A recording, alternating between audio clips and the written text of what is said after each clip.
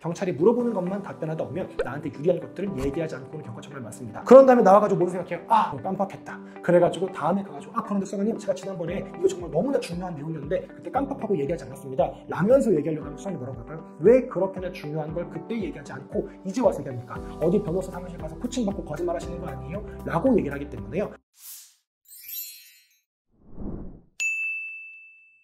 네, 여러분 안녕하십니까? 검사 출신 형사전문 변호사 법무법인 A파트의 용성훈 변호사입니다. 자, 여러분 성범죄 가해자로 경찰 조사 받을 때요 반드시 주의해야 되는 게 있습니다. 그게 뭐냐? 첫 번째로 뭐냐면요, 피해자는 진술이 바뀌어도 괜찮아요. 그런데 피의자는 절대로 진술이 바뀌면 안 됩니다. 피해자의 경우에는 진술이 번복돼도 그것이 부수적이고 지엽적이다 라고 한다면요 신빙성이 없다 라고 보지 않는다 라고 말씀을 드렸습니다. 그래서 충분히 유죄가 나올 수 있어요. 그런데 피의자의 경우에는요 그 진술이 아무리 지엽적이고 아무리 부분적인 것이라고 하더라도요 거기에서 계속 진술이 바뀌면 신빙성이 없다라고 평가를 합니다. 그렇기 때문에요 처음 경찰 조사 받으러 가기 이전에 내가 어떤 것들을 어떻게 진술하고 올지 최대한 정리 잘 하고 가시는 게 좋습니다. 그래서 진술 조사 한번 연습 같은 것도 해보고요 내가 어떤 것들을 어떻게 설명하고 얘기하고 올지를 최대한 정리하고 가시는 게 좋을 것 같습니다. 두 번째입니다.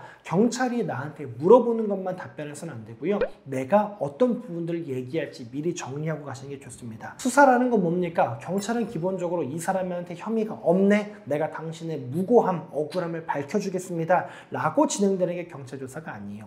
이 사람에게 혐의가 있겠지 라는 전제하에 이 사람의 혐의를 밝히기 위해 하는 게 조사입니다. 그렇기 때문에 자, 유리한 부분은 뭐가 있습니까? 잘 물어봐 주지 않습니다. 경찰은 본인이 준비한 질문들만 하기 때문에요 내가 이런 부분들은 반드시 얘기하겠다 라고 한다면요 그런 거에 대해서 충분히 설명을 해주셔야 된다는 거예요. 저희 의뢰인 중에 같이 모텔 객실에 들어가지고 상대방은 씻고 나온다면 성관계한 케이스 말씀드렸잖아요. 제가 저희 의뢰인한테 경찰조사 가기 전부터 얘기했습니다. 들어가가지고 성관계 갖기 전에 상대방 씻고 나왔던 거 꼭 얘기하세요. 근데 그 쉬운 걸 왜 얘기 안 했을까요? 경찰이 이렇게 물어봤습니다. 자, 술집에서 모텔까지 어떻게 이동했습니까? 이거 먼저 물어봤어요. 어떻게 이동했습니다. 답변했습니다. 그런 다음에 모텔 객실 들어갈 때 상대방 CCTV 영상 보여줍니다. 이거 보면 좀 취한 것 같은데요. 비틀거리지 않습니까? 의식이 있었던 거 맞아요?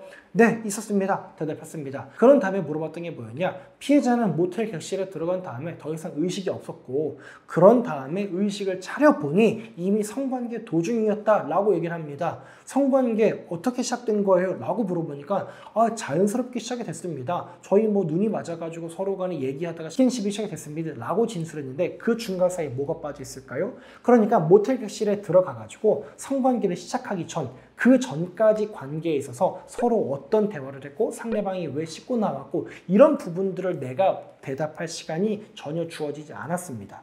그러다 보니까 이분도 자연스럽게 했습니다. 분위기 끌렸습니다. 아니요, 상대방 의식이 있었습니다. 이런 대답만 반복하셨는데 사실은 얘기됐었던 건 뭐였을까요? 우리가 성관계를 갖기 이전에 스킨십이 시작되기 전에 상대방 씻고 왔습니다. 설령 그 전에 술에 조금 취해 있었다 하더라도요 사람이 샤워하고 나오면 의식이 들지 않겠습니까? 이런 얘기들을 했어야 됐다는 거죠. 제가 말씀드리고 싶은 건 뭐냐면요 여러 사정 중에 있어서요 저한테 유리한 사실관계가 분명히 있습니다. 근데 내가 그거 얘기해야지 라고 생각하고 기억하고 적어가지 않는 이상은요 경찰이 물어보는 것만 답변하다 오면 나한테 유리한 것들을 얘기하지 않고 오는 경우가 정말 많습니다. 그런 다음에 나와가지고 뭔 생각해요?